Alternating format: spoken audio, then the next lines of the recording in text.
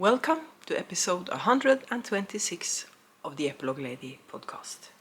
My name is Bente and I'm coming to you from Vesterålen, northern Norway, where I live with my husband, my oldest son and 3 cats. You can find me on Instagram as Arctic Crafts, on Facebook as Arctic Crafts by Bente, and on Ravelry as Arctic Crafts 65. There is also a group for this podcast on Ravelry where you can participate in make-alongs and the occasional giveaway. We have a make-along going at the moment, Fluff to Stuff 2025. You can also use the hashtag FluffToStuffMal2025 on Instagram. There will be prizes for the Fluff to Stuff later on in the year. And I'm also planning doing the Arctic Summer of Socks from June 1st until August 31st. That's out of the way. It's a grey, rainy day here. It's been a weird winter when it comes to the weather. It hasn't been really cold at any point, but we've had milder temperatures and then it's been cold and then it's been milder temperatures, and we never had a lot of snow yet. Because February and March are normally the months where we get the most snow. So we're not out of the woods yet. I'm not too fond of snow. But then again, I'm not too fond when it's of it being no snow in winter because it's so dark. It gets really dark when we have no snow on the ground. The sun is back though, so that helps. I have quite a bit to show you today because among other things, I've done a lot of spinning because I've gotten a new toy. The Eel Wheel 6.0 has arrived and I've already spun up a sweater quantity, and I have started some sock yarn for hubby. I have been using my Ashford as well, my Ashford Kiwi. That's kind of occupied by the moment, at the moment by some fiber from Hillesvåg. That's also a sweater quantity. But I have to admit I have been mostly using the Eel Wheel. One of the reasons is it's small, portable. The Ashford is also portable, of course, but I can sit on the couch using the Eel Wheel, and it's much more silent than the Ashford.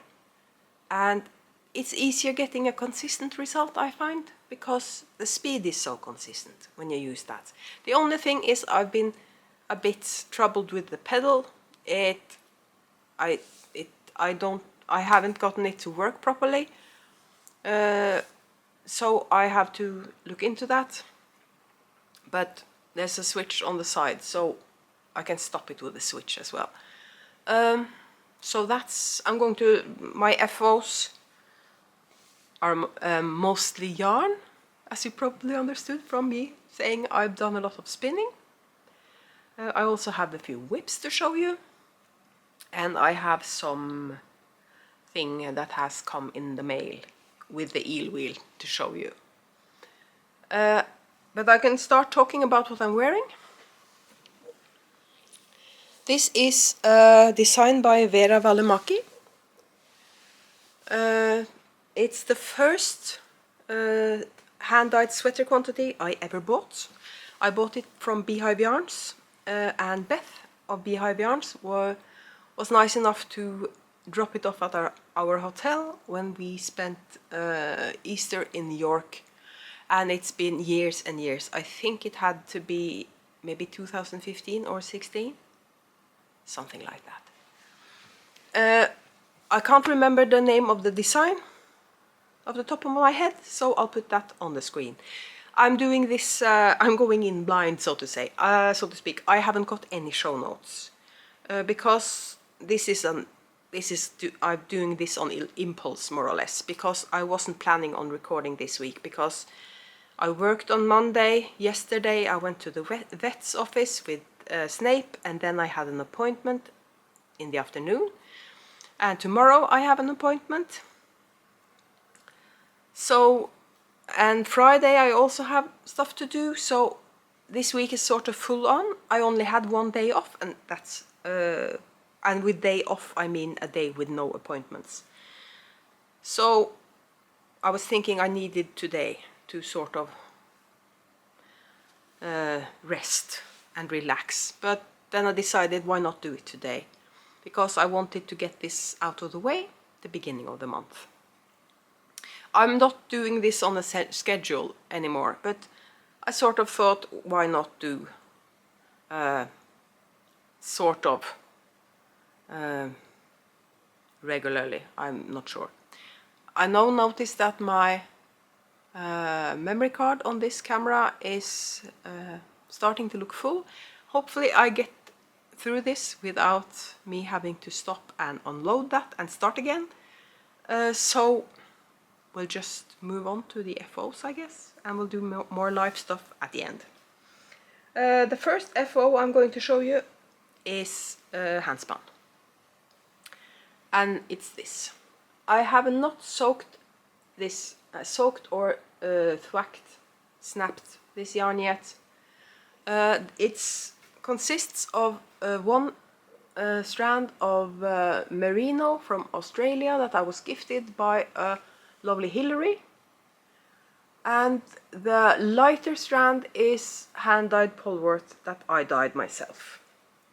This should be enough for a garment. And this is what was left over of the polworth when I was finished, and this is chain plied. I'm really excited to see the yardage on this because I have sort of plans for it if I have enough. So I'm calling it an FO even though it hasn't been soaked or snapped yet. The other FO I have is knitting, and it's a shawl, and it's the Kodama, and again I'm doing this without show notes, so I have to put the name of the designer at the bottom of the screen. The yarn is from my Yarny Corner, and this hasn't been soaked yet either, but I at least have woven in the ends. I really like a good one skein wonder pattern, so I really love this, and it's just as pretty on the wrong side.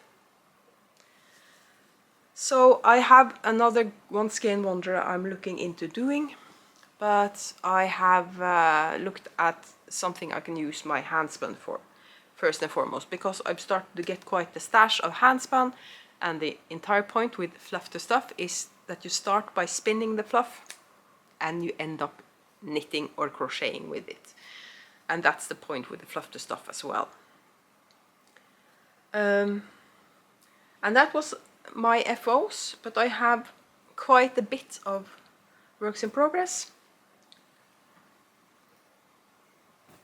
By the way, I've fixed the lighting situation, hopefully, because I bought myself a new ring light, and this one is on a tall tripod, so I get the light quite a bit above my head, and I have a diffuser that I put over it, so hopefully the lights on my glasses won't be as annoying. And now Snape is walking about on the floor, so hopefully he doesn't knock the light or the camera tripod over. The first whip I'm going to show you is almost finished, so it's pure laziness that I haven't finished it yet. It's Flax light, and I have this really cute stitch marker that I got from, I have to hold it upside down because I knit it upside down, so and that's from Sue in Canada. I'll link to the maker in the comment below. And the yarn I'm using for this is from Du Store Alpakka. And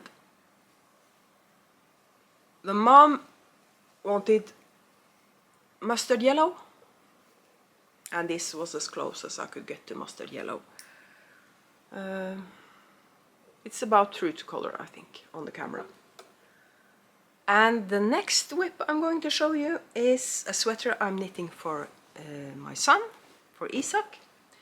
And I'm almost, I have two, I'm going to show you the body first, and then the finished sleeve, because then I won't have to show you something with the yarn attached. Or the yarn is attached to the body, because I'm going to keep on knitting on this, so I've started a new ball when I started the sleeve. And this is the body. This is Sjøstjernegenser by Rauma, and the yarn is Rauma finull in 2 different colors. And I haven't got the ball bands, but if you're interested, I'll let you know the codes for the different colors, because I have the yarn bands somewhere. Again, no show notes. This is on impulse, but hopefully you'll forgive me. So this is the finished sleeve, and I'm about here on the second sleeve. And because this is a Norwegian pattern, you start at the bottom and you put everything together on one long needle before you start the raglans. And I'm going to show you something. Sorry about me vanishing from the camera for a moment, because this is a Norwegian pattern. This is the sweater, by the way. I wanted to do it in a dark grey with a color that popped. So, but this is a Norwegian pattern. I'm not going to show you the chart because it's a copyrighted pattern, but this is a typical Norwegian knitting pattern. 1 page, and that's it. And then you have the chart, of course, on a different page, but you only have the 1 page. So that's a typical Norwegian knitting pattern. And then you can probably understand why it was difficult for me to start knitting from patterns from Ravelry, because they were so wordy, and I had to search for the numbers I needed, because I was used to that kind of pattern with only 1 page. So then you probably understand why. Because Norwegian patterns, they assume that you are able to knit and that you know all the different stitches. And I have to keep an eye on Snape because he is doing acrobatics in the kitchen.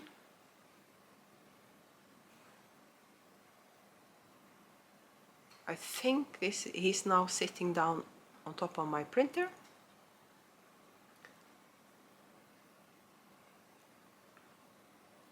As long as he's...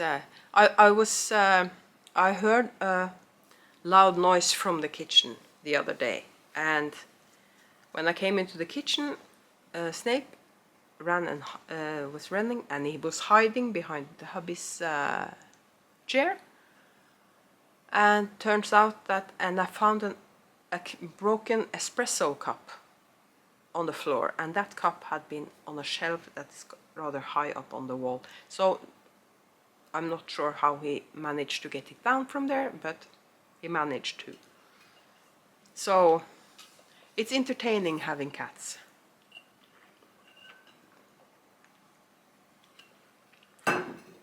Get so thirsty just from talking. So those are 2 of my whips. And then I have 2 more whips I'm going to show you. The first is when I got my belated Christmas box from Sue. She had put in vintage self-striping from her stash, from Desert Vista Dye Works. And Desert Vista Dye Works was on my bucket list. I have this bucket list with different hand dyers that I really want to own / knit with. It's a part of, it's a bit precious. I have Woolenbine I have Desert Vista Dyeworks, but I'm now knitting it up. La Bien-Aimée. So Dragon Horde yarns is one I haven't been able to get yet. It's so expensive buying yarn from the US, and I'm not sure how now that the trade war has started, it won't get any easier, I guess. But here is my sock so far. It's a really fun colorway, and I've been knitting on this when I've been having a bad day and wanted some color in my life. I've been knitting on this. The heel is in mini raggi. When I come across this type of yarn on sale, I always buy it in different colors because it's so nice having 50 grams of solids, because then you have enough for at least 2 pairs of socks for your cuffs, heels and toes. On these I only did a narrow band at the top with a mini raggi. Unfortunately, it's not exactly the same color as the Desert Vista Dyeworks, because if it had been, I would have started the heel within an orange stripe. Snape is aware that I'm recording, and I then have one more whip to show you. And this is a tote bag that Sue made for me.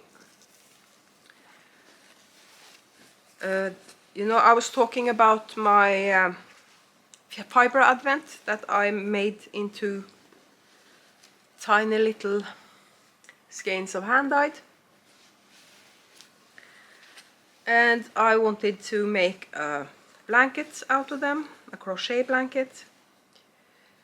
And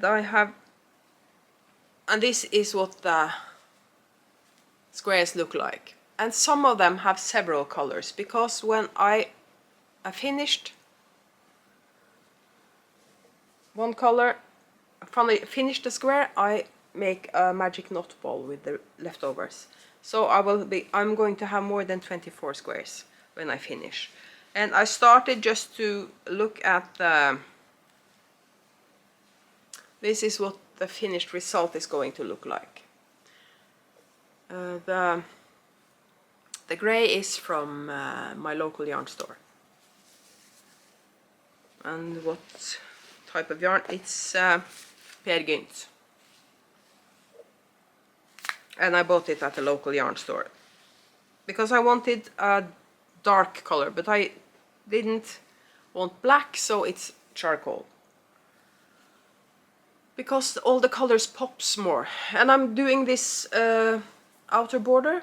I'm doing one round of the charcoal, and then I'm joining as I go on that. And because this is a solid granny square, I'm trying to do it as evenly as possible.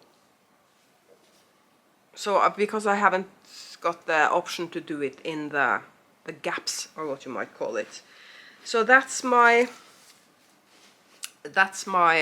crochet blanket, and that isn't something I'm working on a lot, because now I have a sweater to finish for my son, and I have a sweater to finish that I'm going to send to the south of Norway, and I have a spinning project. And I was going to show you, because when I bought the eel wheel, I ordered a bit of fiber with it, just to make the weight go past the free shipping.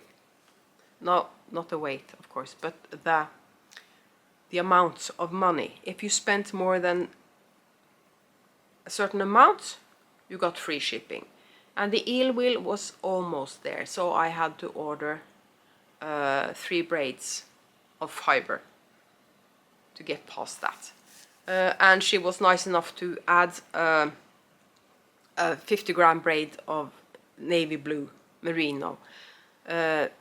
Probably meant to be used as a tester, because it's a new wheel, and I was really pleased with that, because it was a bit inconsistent at the beginning until I figured out my tension and speed and everything like that. So I ordered 3 braids of fiber with it, and she had this really nice fiber that let's see if I can actually get this together again. But the label fell off. And this, I really love the colors on this, and it's really true to color on camera as well. This is 80% superwash merino and 20% nylon, so it's perfect for socks. I bought 2 of this, and the other one is on the wheel. And this is it's going to be socks for hubby. And I of course had to order something pink for myself. And this is 100% Cormo. So this is for me, and I have some really nice fiber in pink that Sue bought me at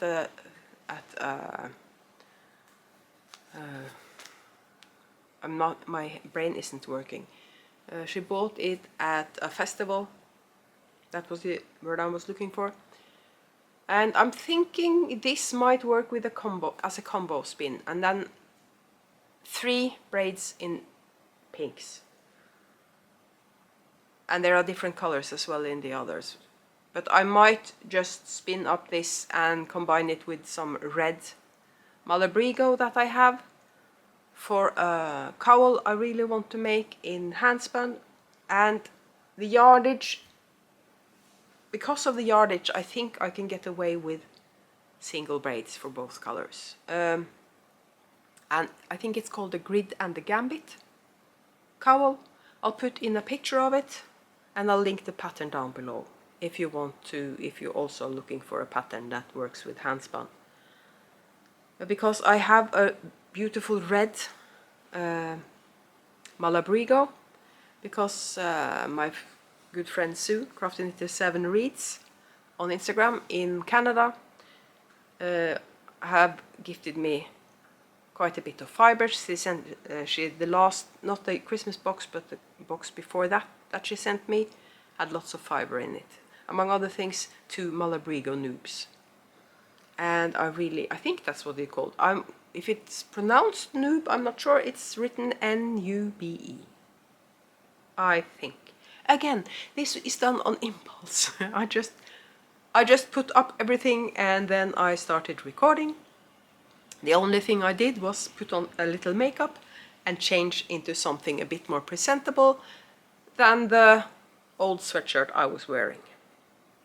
So that's it for show and tell as well. I haven't got anything else in the mail that I can think of. I bought more yarn from the yarn store, but again, I'm going to show you as I'm working with it. Really looking forward to finishing Isak's sweater. I think I'm going to finish the second sleeve tonight, probably, or not maybe tonight, because tonight is quiz night, but hopefully, so I can start assembling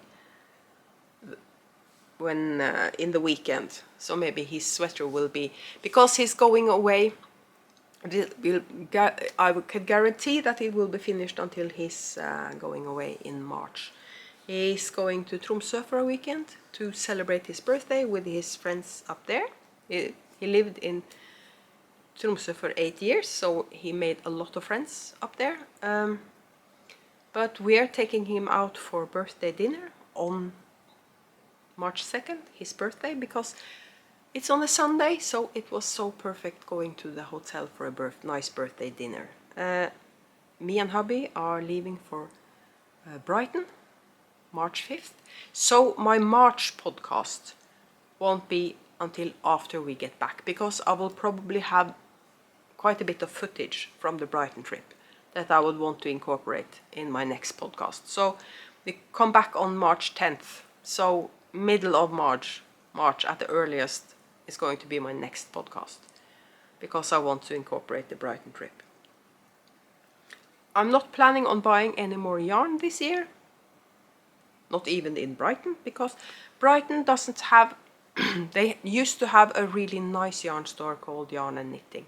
Unfortunately, they have closed down, and the only other yarn store in Brighton is a typical English yarn store, meaning it's probably mostly acrylic yarns. Not a lot of selection. We are going on a day trip to either Lewes again, or Eastbourne, or Hastings. We don't know yet. So I've been doing a bit of research on yarn stores in the different places. I know there's been a really lovely yarn store that's opened in Lewes. Lewes is where we met Leslie from Not Quite Enough Yarn last year. And there's a new yarn store there called Ida's House. And maybe if we're going to Lewes, we'll check that out. But hopefully she sells fibers, because this year is sort of a no yarn buy for me, and only buying fibers, because I'm going to shop my stash this year. Not only because I'm producing sweater quantities myself now, and I have several sweater quantities in stash, but also because I have been stockpiling lots of One Skein Wonders patterns for my single skeins that I bought just because they were beautiful, without having a plan for them. I could also make more sweaters that are color blocked. Again, Leslie from Not Quite Enough Yarn have wonderful ideas of how to do that. If you don't have enough yarn for an entire garment, suggestions for how to color block, stripe, stuff like that. I could knit another stripes, of course, by Andrea Mowry, but I already have 2 of them. I'm not sure I want another one. I have thought about using a sweater quantity for the main color and then using single skeins for the pattern. For example, something like the sweater that I'm knitting for my son. Imagine a solid main color and then different colors for all the pattern repeats. That would really look good, I think.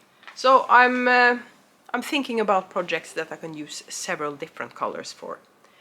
Kay from the Bakery Bears is doing a granny square where she's using up her minis. She's holding them double. And she's also knitting hats where she uses single skeins that she's holding double. But there's a limit to how many hats I need. I haven't got a lot of people I can gift hats to. So I'm still looking for good ideas for single skeins, I guess. I tend not to wear a lot of shawls. Not in particular the One Skein shawls. Speaking of shawls, I'll put in a picture here. That's another FO that I can't show you. And the picture is coming in here. This shawl I finished rather quickly because I really loved knitting it. It was so much fun to knit. It's steeked. You knit it sort of in a funnel shape, and then you steek it, and then you unravel it, and then you get the fringe. It was so much fun. But that shawl isn't with me, it's in the local yarn shop, because I bought just both the pattern and the yarn there, and when the shawl was finished it was a bit scratchy on my neck. I prefer my shawls to be softer than that was, but it was really beautiful, and I was thinking it doesn't make sense to just hide this away in my wardrobe. So I asked the owner of the local yarn shop if she wanted to have it in her shop, and she wanted to borrow it, and she was so pleased. So that's now hanging up in her yarn shop as a sample of sorts, and she's only borrowing it for the season. I'm guessing I'm getting it back at the end of this season. It's a newish pattern as well, so it was so perfect for her to use it as a sample. So that was everything crafty I've been up to. I haven't been up to a lot of other things. I've been enjoying having more time for crafting and not only working, because when I worked 3 days a week I didn't have the energy to do much else, but now I have the energy to do crafting, and I do spinning, and I'm still not doing the planning. I have a planner, and Sue gifted me this. I'm going to show you. I should have shown you. I can put up a picture of everything Sue sent me in my Christmas box. And now I can tell that we have a resident magpie that has moved in to our carport. Has been living there this winter. I just saw him on the top of the neighbor's roof. She gifted me quite a bit of stuff. A lot of Christmas ornaments and a mug.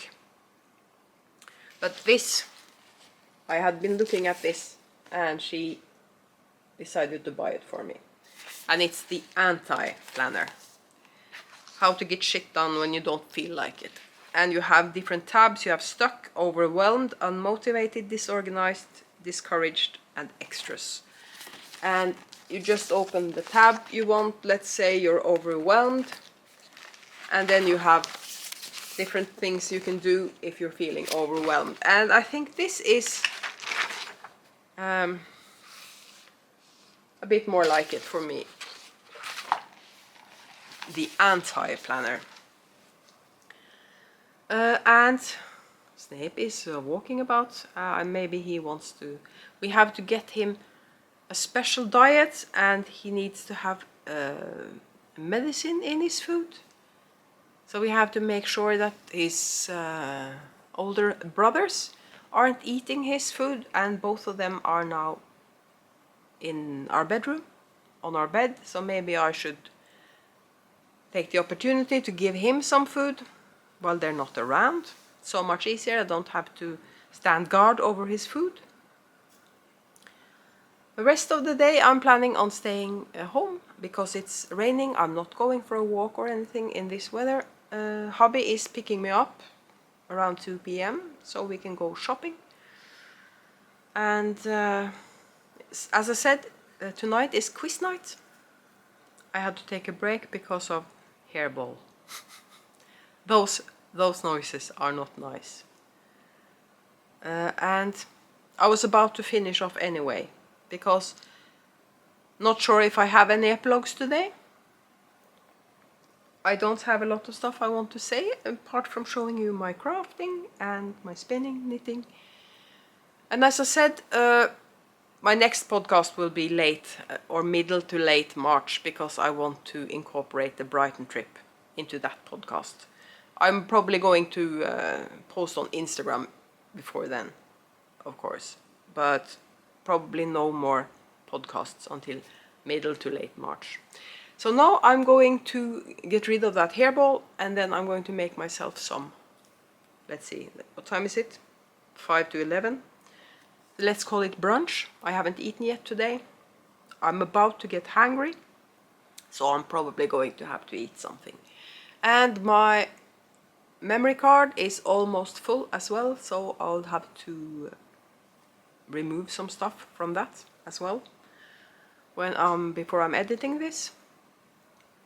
So I think I'll just end it here.